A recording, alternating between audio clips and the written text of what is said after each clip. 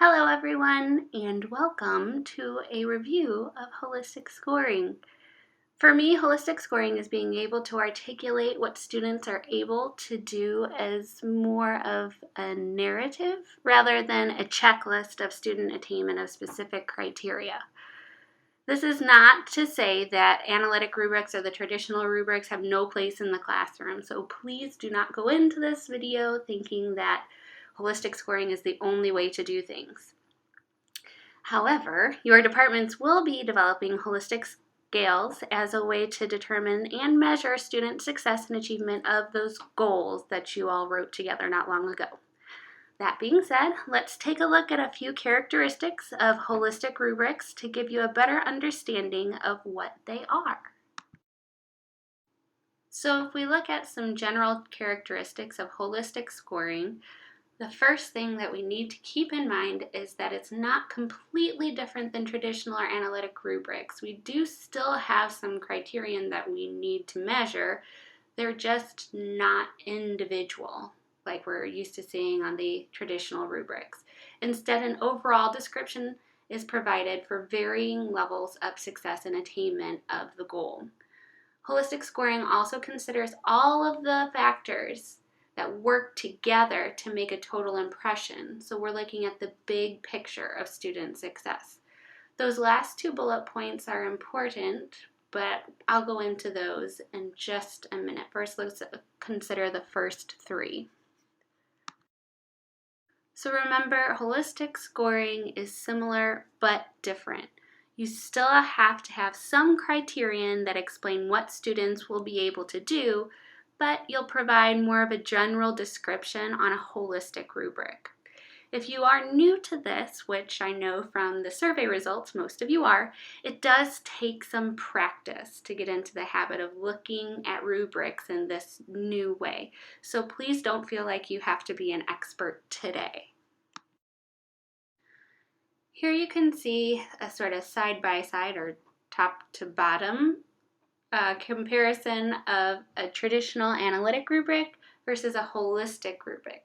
Now, both of these could be used to measure the same thing if you look at the criterion and what is being considered in the student assessment.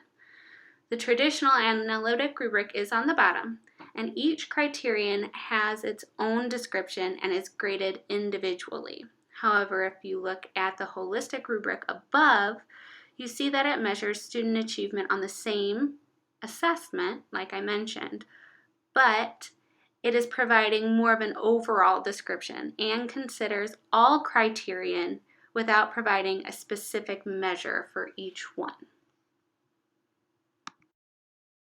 So at this point, you may be thinking to yourself, that's great information. I learned something new today, but why is this important?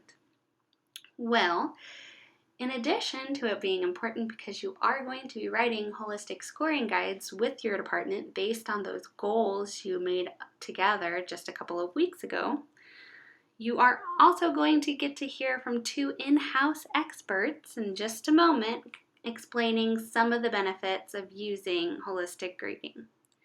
For me, the real benefits of holistic grading lie in the collaboration piece for setting common expectations, as well as focusing on what students can do and communicating that progression of success and higher achievement throughout the semester.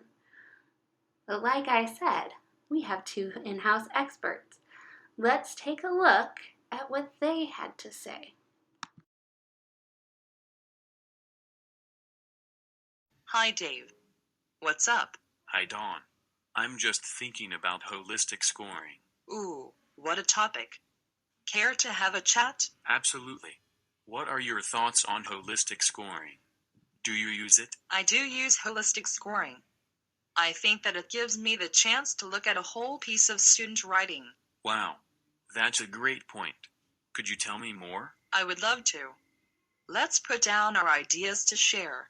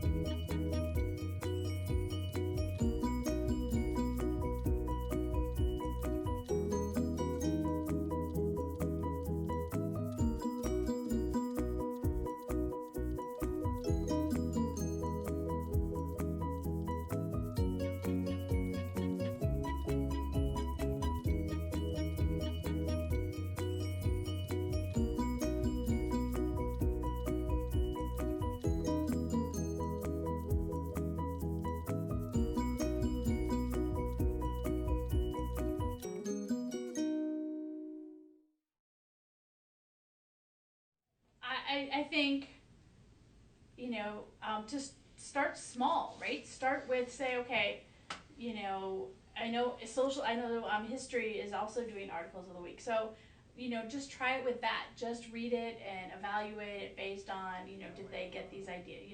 Try it on something small and to see, one, how that changes maybe the way you read their work, or are you noticing things maybe you didn't notice before, or paying attention to different things when you're not so focused on maybe all of the minor details, but seeing how it works together.